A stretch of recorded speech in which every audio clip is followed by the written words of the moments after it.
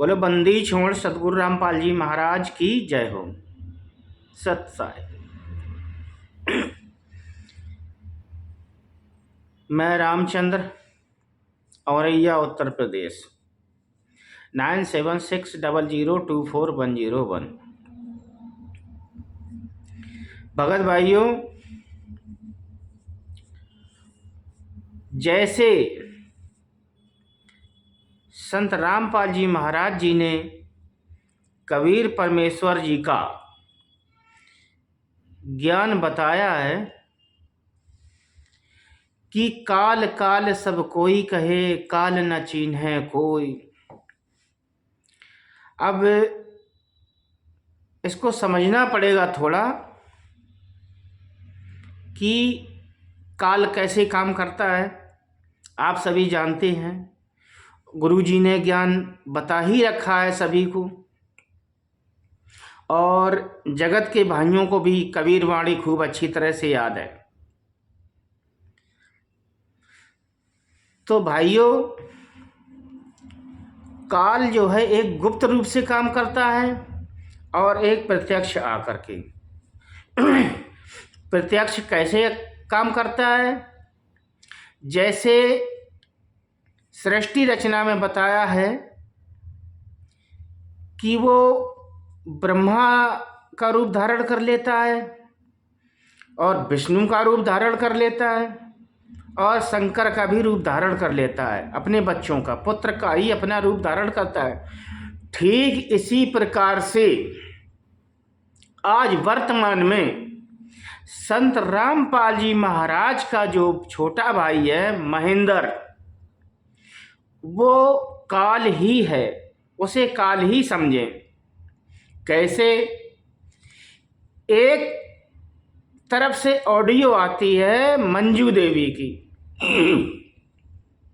जो गुरुजी की बेटी है। पहले तो ये झूठ बोलती हैं कि गुरुजी संत रामपाल जी महाराज 3 महीने में आ जाएंगे। सजा से पहले की बात है ये। इसके बाद और भगत फिर प्रश्न करते हैं कि गुरुजी आए नहीं, कब आएंगे, क्या बात है, आप लोग कैसी खबर देते हैं, झूठी क्यों बात करते हैं? तो फिर ये कि मंजू कहती हैं, एक पर्चा निकाला जाता है पीला और वीडियो बनाया जाता है कि आप सभी भगत भाई मोहनलाल की बात मानकर चलें। तब जब मोहनलाल की जब हम बात मानकर चलेंगे, विचार करें, तो हम कहाँ जाएंगे?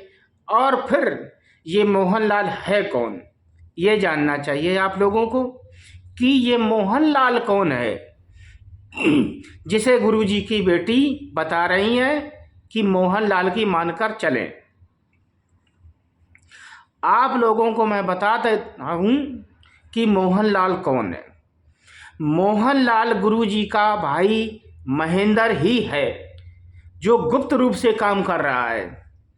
मोहनलाल के नाम से ये गुप्त रूप से आश्रमों का संचालन कर रहा है, नामदान सेंटरों को खुलवा रहा है, जो पूरी तरह से फर्जी है, क्योंकि गुरुजी के आदेश अनुसार नहीं है। ये गुप्त रूप से काम कर रहा है। ये आप लोगों के सामने आ ही नहीं सकता, और अगर किसी के सामने आए तो मुझे बताना, मुझे भी एक कॉल कर देना, मैं भी आ जाऊंगा, और जो भी प्रश्न उत्तर हो आप मुझसे कर सकते हैं। अगर मैं झूठा पा जाऊं, यदि मैं झूठा पाया जाता हूं तो आप मेरे खिलाफ मुकदमा दर्ज कर सकते हैं। मेरे खिलाफ आप FIR दर्ज करवा सकते हैं यदि मैं झूठा पाया जाता हूं। ये मोहनलाल उर्फ महेंद्र एक ही व्यक्ति हैं, जिसे अलग अलग बताया गया है। मंजू देवी ने अलग अलग बताया है कि ये 2 व्यक्ति अलग अलग हैं, एक ही नहीं है। अब बताइए, जब इतना बड़ा फ्रॉड मंजू देवी ही कर रही हैं, तो आप कैसे मान लेंगे कि जो ये आदेश आ रहे हैं ये सभी सही होंगे? विचार करें, और आप लोग ये सोचेंगे कि मंजू देवी तो गुरुजी की बेटी है, वो क्यों गद्दारी करेगी? तो भैया सतलोक में जब रहते थे तो दुर्गा ने भी तो गद्दारी की थी। वो भी तो पिता की बेटी थी, सतपुरुष की। उसने गद्दारी क्यों की? काल भी तो बेटा था। काल को तो स्वयं, क्षर पुरुष को तो स्वयं परमात्मा ने ही बनाया था। अक्षर पुरुष ने नहीं बनाया था उसे।